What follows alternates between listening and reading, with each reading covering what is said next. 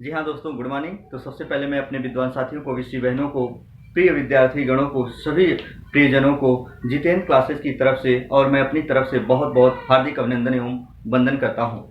प्यारे साथियों, आज बहुत ही प्यारा टॉपिक लेकर आया हूँ, याद रखिएगा। हालांकि जो हमारे मित्र यदि चैनल को सब्सक्राइब किए होंगे तो तहलका मचाएंगे हिंदी ग्रामर पढ़कर, मेरी ये गारंटी है। प्यारे साथियों, याद रखना, बहुत से हमारे विद्वान साथी या विषय बहनों, प्रिय विद्यार्थी गणों का कहना था कि सर वीडियो लंबा हो जाता। हालांकि बहुत अच्छे से आपने बताया, कंसेप्ट भी क्लियर हो जाते हैं, दोबारा किसी पाठ्य सामग्री को पढ़ने की आवश्यकता तो नहीं होती।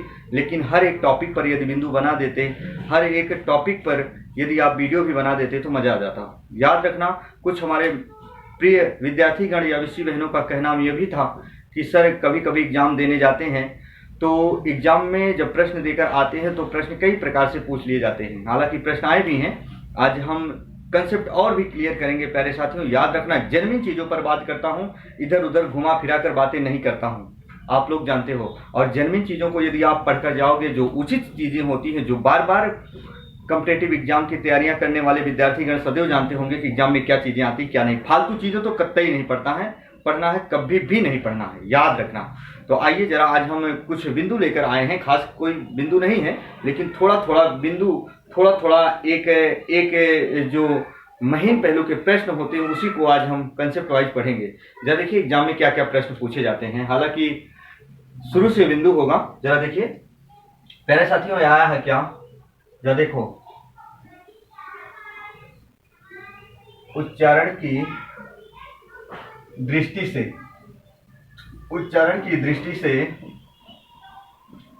स्वरों की कुल संख्या कितनी होती है? जी हाँ, प्रश्न ये आया है, बहुत लाजवाब प्रश्न है।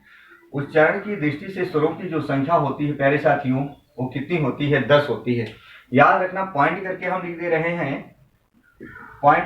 लिख रहे हैं, इसमें री को नहीं शामिल किया जाता, यानी इसमें ये जो लघु री है, री को शामिल नहीं किया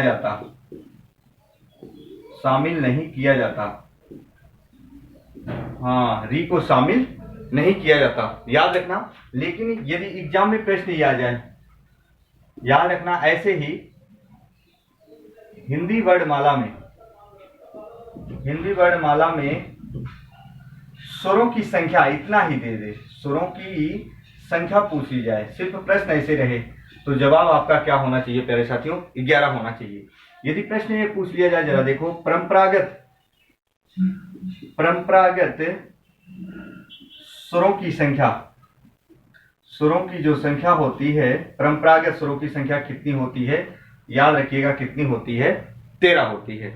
याद रखना, 13 कैसे होती है? हिंदी वर्णमाला में स्वरों की संख्या जो होती है प्यारे साथियों 11 होती है, और इसी 11 में अंग और आहा, याद रखिएगा, जिसे क्या नाम दिया जाता है? अयोगवाह। क्या नाम दिया जाता है? अयोगवाह। इन दोनों को जब ऐड करते हैं तो जो रिजल्ट आ जाता है, जो रिजल्ट शो होता है, रिजल्ट आ जाता है 13 होता है। और यही परंपरागत स्वरों की संख्या होती है, कितनी प्यारे साथियों? 13 होती है। याद रखना, जैसे जैसे पूछेगा वैसे वैसे आपको जवाब देना है। उच्चारण की दृष्टि से स्वरों की संख्या 10 होती है, जिसमें री को शामिल नहीं किया जाता। और हिंदी वर्णमाला में स्वरों की संख्या बात करें, सिर्फ ऐसे कहे तो 11 होती है, और परंपरागत स्वरों की संख्या कहे तो 13 होती है, अंग और आह। याद रखना, इसके बारे में मैंने डिटेल से बहुत चर्चा किया है, किसका प्रयोग किसके साथ किया जाता है। अंग और आह यानी अनुसार और विसर्ग का प्रयोग किसके साथ नहीं किया जाता, किसके साथ किया जाता? तो स्वर के साथ किया जाता, व्यंजन के साथ इनका प्रयोग नहीं किया जाता। और महीन पहलू के प्रश्न यदि जानना चाहते हैं तो आप वीडियो जरूर जाकर देखिए, वर्ण विचार का पढ़ चुका है। याद रखना, क्या क्या होते हैं, अयोगवाह में कितने पद होते हैं, सारी चीजों पर मैंने डिटेल से चर्चा किया है।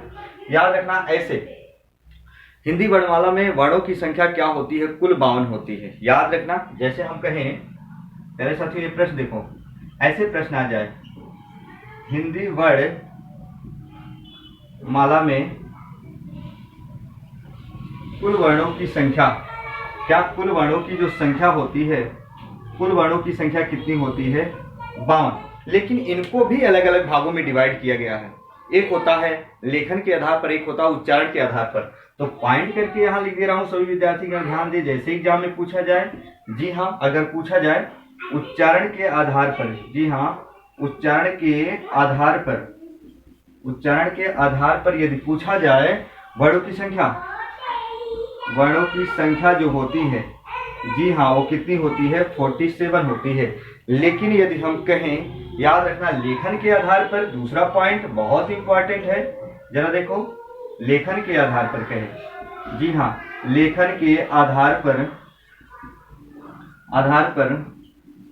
वर्णों की संख्या जो होती है, लेखन के आधार पर वर्णों की संख्या कितनी होती है? 55 होती है प्यारे साथियों, याद रखना। तो एक बार इसका स्क्रीनशॉट लीजिए पहले, फिर मैं बता रहा हूं। जी हाँ,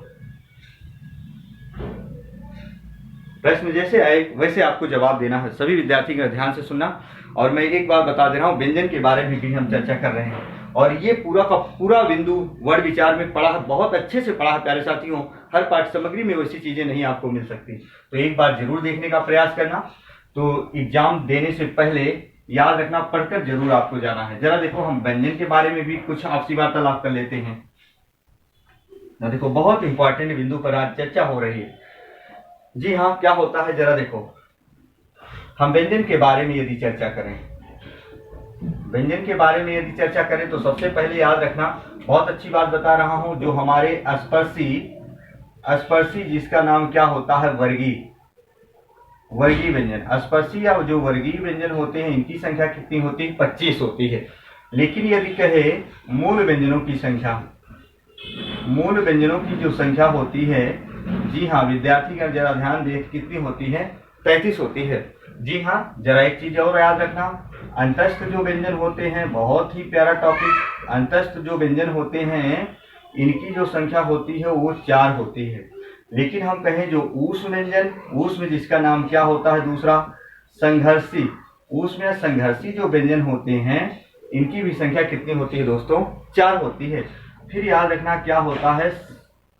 संयुक्ताक्षर या जिसका नाम होता है संयुक्त व्यंजन। जी हाँ, संयुक्ताक्षर या संयुक्त व्यंजन, इसकी भी संख्या कितनी होती है? 4 होती है।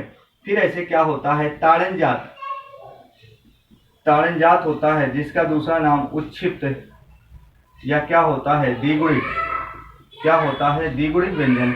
और इनकी संख्या जो होती है विद्यार्थीगण, कितने होते हैं? 2 होते हैं। और एक होता है आगत व्यंजन।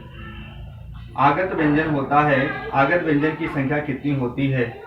2 होती है। आप जानते हैं आगत व्यंजन ज और ख होता है। उच्छिप्त या द्विगुणित ताड़नजात व्यंजन अड़ा और अढ़ा होता है।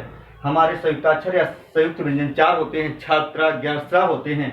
हमारे ऊष्म या संघर्षी व्यंजन 4 होते हैं। तीनों स और है होता है। अंतस्थ व्यंजन य र ल व होता है।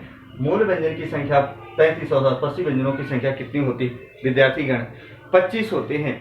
जरा एक बिंदु देखिएगा, बहुत अच्छी बात आपको बताने वाला हूं। जी हाँ, आपसे पूछा जाए कि मूल व्यंजनों की संख्या कैसे बनी, और 33 तो हो गए। एग्जाम की घड़ी चल रही थी, सभी विद्यार्थीगण परेशान हो गए। उसमें आ गया कि व्यंजनों की संख्या कितनी होती है, व्यंजनों की संख्या कितनी होती है। वहां यही दे दिया गया था साथी, सिर्फ ऐसे पूछा गया था व्यंजनों की संख्या कितनी होती है, और सभी विद्यार्थीगण एग्जाम में गलत करके चले आए थे। ऐसे दिया गया था 4 ऑप्शन करके। अब जरा देखो, है ना, तो कुछ विद्यार्थीगण ये भी मारे थे, कुछ ये भी मारे थे, कुछ ये मारे थे, पर कैसे क्लियर होगा? जरा आइए, सबसे पहले मैं मूल व्यंजन की बात करता हूं। तो याद रखना, जो हमारे स्पर्शी व्यंजन होते हैं कितने होते हैं? 25। स्पर्शी व्यंजन तो 25 होते हैं, और इसी 25 में 4 अंतस्थ और 4 ऊष्म, ये दोनों जोड़ दिया जाता है। याद रखना, 4 अंतस्थ 4 ऊष्म जब जोड़ोगे तो 5 4 9 4 13 और 2 1 3, ये क्या हो गया? 33 आया। और 33 से क्या होता है? मूल व्यंजन। जो मूल व्यंजन, यही जो दिया गया है, मूल व्यंजनों की संख्या 33 हो जाती है। लेकिन सभी विद्यार्थीगण ध्यान दें, प्लीज, ये प्रश्न आ जाएगा तो आपको इसका खामियाजा भुगतना पड़ जाएगा। याद रखना, यदि हम बात करें 41 व्यंजनों की संख्या कैसे होती है, तो सबसे पहले देखो, सभी विद्यार्थीगण जरा ध्यान से देखें। जैसे मैंने कहा, स्पर्शी व्यंजन कितने होते हैं? 25। आपको जोड़ना क्या है? स्पर्शी व्यंजन होते हैं 25। हमारे देखो, अंतस्थ होते हैं 4, ऊष्म होते हैं 4, संयुक्ताक्षर होते हैं 4, आगत होते हैं 4, उच्छिप्त या द्विगुणित होते हैं कितने? 2। अब जरा जोड़ो, सभी विद्यार्थीगण ध्यान से सुनना, इन सभी को जोड़ो। 25 और ये 4 4 8 4 12 4 16, 25 में 16 जोड़ो। जी हाँ, 25 में 16 जोड़ोगे तो 6 5 कितना हो गया 11, 2 1 3 हाथ लागे 1 4। याद रखना सभी विद्यार्थीगण ध्यान दें, किसको किसको जोड़ने पर ये 41 आई। ये व्यंजनों की संख्या हुई 41, यही प्रश्न था। व्यंजनों की संख्या प्यारे साथियों कितनी हो गई 41। अब वो कौन कौन से व्यंजन जुड़ते हैं याद रखना, जैसे हम 25 स्पर्शी या वर्गीय कर दिए, अब उसी 25 में अंतस्थ जोड़ना है 4, 4 ऊष्म जोड़ना है, संयुक्त व्यंजन 4 जोड़ना है, ताड़न जात या उच्छिष्ट 2 जोड़ना है और आगत 2 जोड़ना है। याद रखना इसको मूल व्यंजन को उसमें नहीं जोड़ना है, जी हाँ, नहीं तो गड़बड़ कर दोगे। याद रखना सिर्फ इतना है कि व्यंजनों की संख्या कितनी होती है, पॉइंट करके हम यहाँ लिख दे रहे हैं। जी हाँ, सिर्फ ये आ जाए व्यंजनों की संख्या, व्यंजनों की संख्या कितनी होती है, तो व्यंजनों की संख्या जो होती है 41 होती है प्यारे साथियों, याद रखना। और पूरे डिटेल से यदि आपको जानकारी चाहिए तो वीडियो जरूर जाकर देखें प्यारे साथियों, मैंने उसके ऊपर वीडियो बना दिया है। वर्ण विचार के 5 से 6 पार्ट पढ़ चुके हैं, आप तहलका मचाओगे मेरी गारंटी। आइए जरा और आगे देखते हैं, स्क्रीनशॉट लीजिए एक बार इसका। जी हाँ, चल अब हम बात करेंगे आगे। जरा देखो, बहुत अच्छे से मैंने इस पर एनालिसिस किया है, बहुत अच्छे से आप बिंदु भी समझ जाएंगे। बहुत प्यारा टॉपिक है, एग्जाम में प्रश्न आता है, हालांकि हर चीज आपको पाठ सामग्री में नहीं मिल सकती। जरा देखो, यदि हम बात करें साधारण वर्ण की, तो स्वरों की संख्या तो सिर्फ कहे तो 11 होती है, और मूल व्यंजन की संख्या कितनी होती है, मूल व्यंजन की संख्या 33 होती है। अब इनको जोड़ें, सभी विद्यार्थीगण जब जोड़ेंगे तो ये आया 44। अब ये जो 44 आता है प्यारे साथियों हिंदी वर्णमाला में, ये साधारण या मूल वर्णों की संख्या, मूल वर्णों की संख्या निकलकर आती है 44। जी हाँ, याद रखना कितने हो गए 44। अब इसी 44 में याद रखना ताड़न जात हमारे कितने होते हैं, ताड़न जात या उसी को कहा जाता है उच्छिष्ट, या उसी का तीसरा नाम द्विगुणिक होता है, द्विगुणिक व्यंजन। इस तीनों बिंदु का पर्याय एक होता है, कितने होते हैं 2 होते हैं, आप जानते हो। जी हाँ, इसके बाद याद रखना हमारे अयोग वाह होते हैं 2, अयोग वाह कितने होते हैं 2 होते हैं, और एक होता है संयुक्त व्यंजन। संयुक्त जो व्यंजन होते हैं कितने होते हैं 4 होते हैं। टोटल इनको जोड़ो तो कितने आएंगे प्यारे साथियों 8 हो गए। अब इसी 44 में कितने 44 में क्या था, साधारण या मूल वर्ण था, साधारण या मूल वर्ण था।